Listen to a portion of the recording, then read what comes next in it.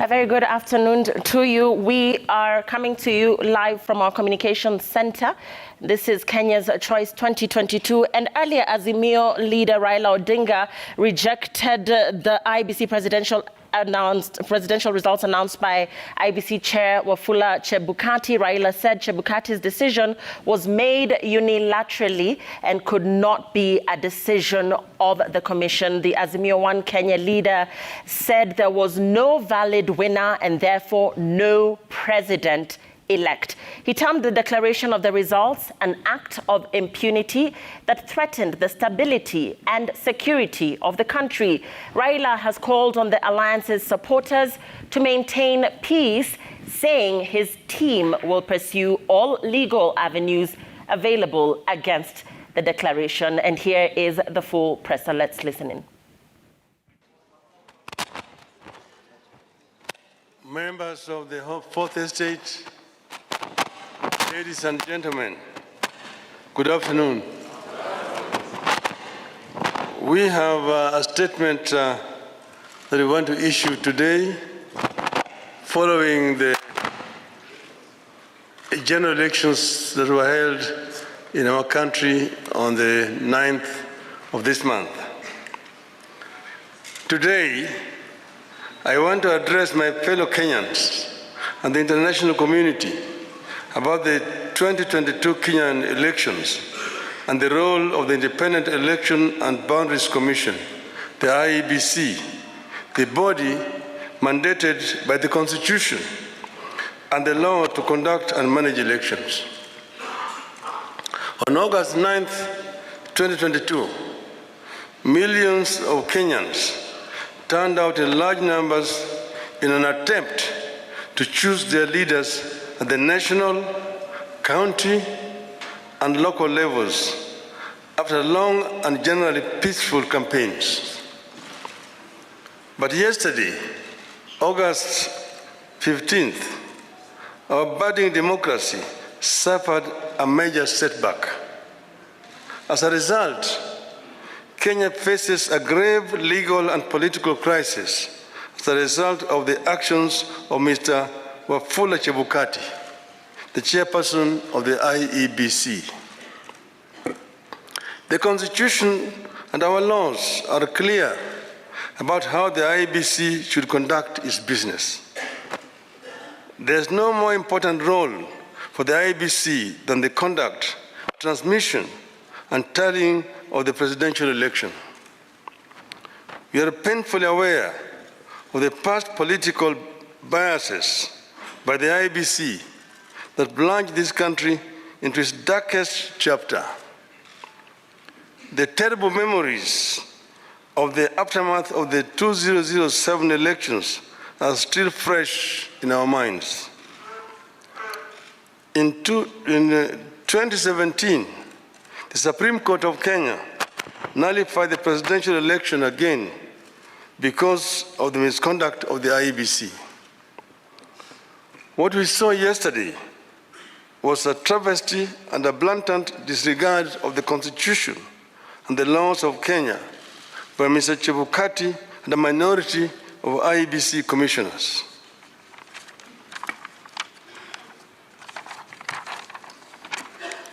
The law is clear on the role of the chairperson of the IEBC.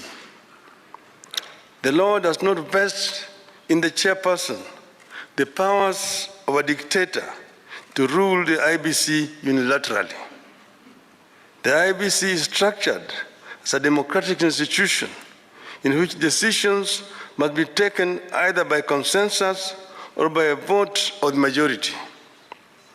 The chairperson and a tiny minority of commissioners have no legal authority to take weighty decisions and proclaim them as the rulings of the IEBC.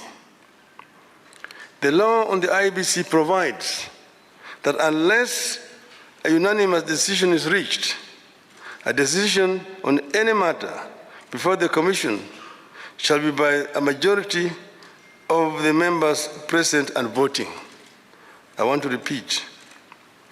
Unless a unanimous decision is reached, a decision on any matter before the Commission shall be by a majority of the members present and voting. In addition, the Court of Appeal in the Maina Kiai case ruled, and I quote again, reiterate, as we conclude, that there is no doubt from the architecture of the laws we have considered that the people of Kenya did not intend to vest or concentrate such sweeping and boundless powers in one individual, that is the chairperson of the appellant. That is why I and Azimio, La Umoja, One Kenya, and the nation at large were shocked yesterday to learn that Mr. Chebukati alone decided to pronounce himself on the supposed winner of the 2022 presidential elections.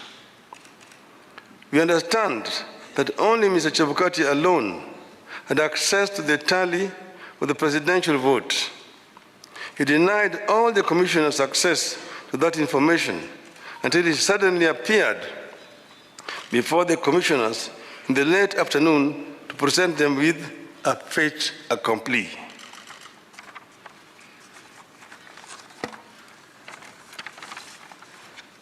Barely 2 hours before his announcement, Mr. Chebukati called a meeting of the IEBC and revealed to them the different results he was going to announce.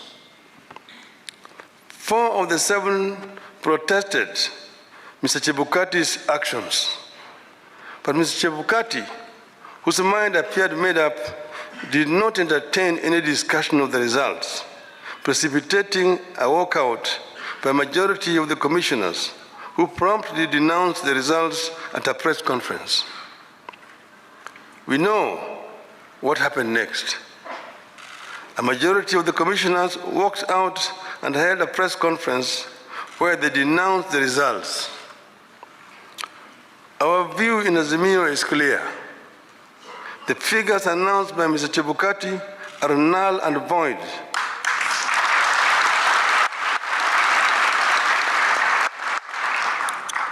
I repeat, the figures announced by Mr. Chebukati are null and void and must be quashed by a court of law. In our view, there is neither a legally and validly declared winner nor a president-elect. Mr. Chebukati's announcement purporting to announce a winner is a nullity. He acted with gross impunity and in total disregard of the Constitution and our laws. He could have plunged our country into chaos had our supporters not exercised great restraint. Such blatant acts of impunity can be a threat to the security of our country. It is not up to us to decide whether Mr. Chebukati has committed an offense. We leave that determination to the appropriate authorities. But for avoidance of doubt, I want to repeat that we totally and without reservations reject the presidential results announced yesterday by Mr. Chebukati. I want to commend our supporters for remaining calm and keeping the peace, and I urge them to continue to do so.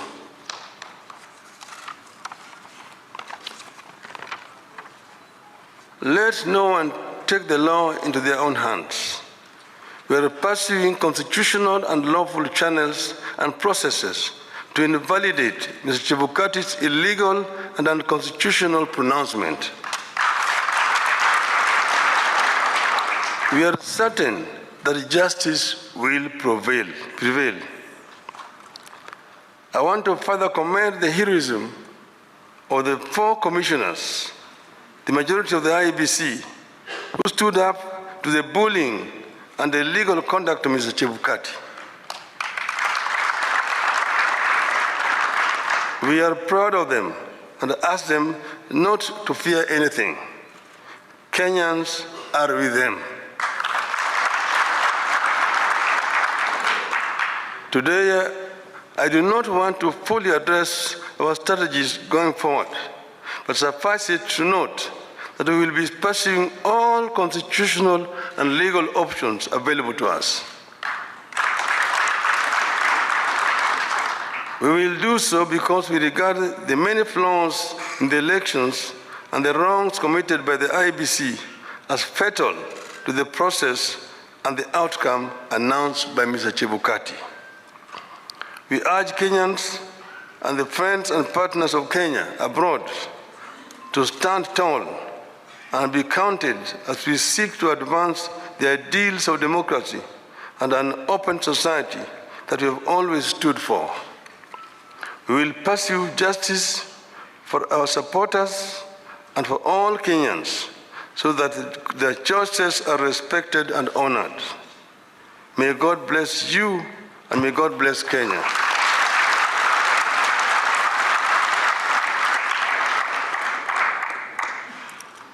Nataka kuchukua tena fursa hii kutoa shukrani kwa Kenya wenzangu ambayo wameshiriki katika uchaguzi ambayo imepita.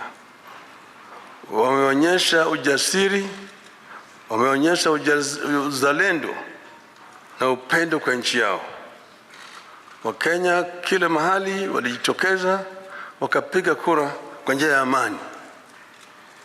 Sasa yale ambayo yalibaki ni tume ya uchaguzi kuhakikisha kwamba ile ndoto ya Wanakenya imeheshimiwa.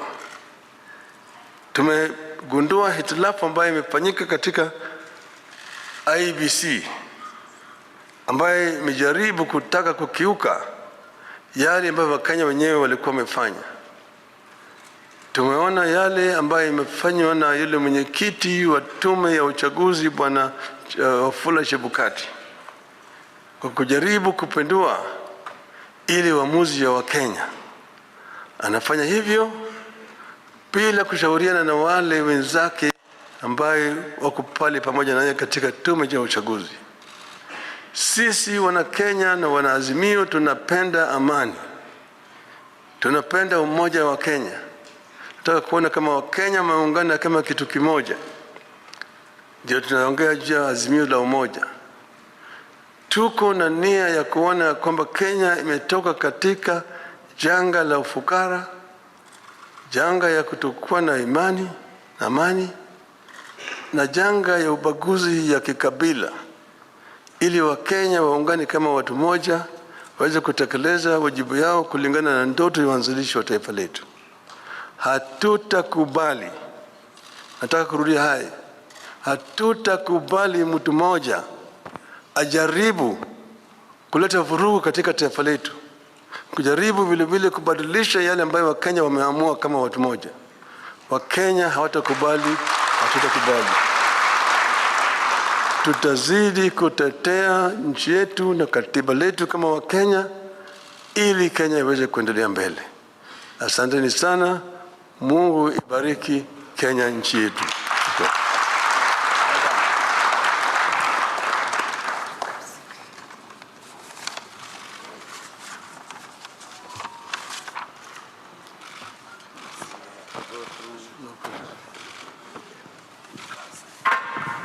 Niombe sote tusalie tumeketi.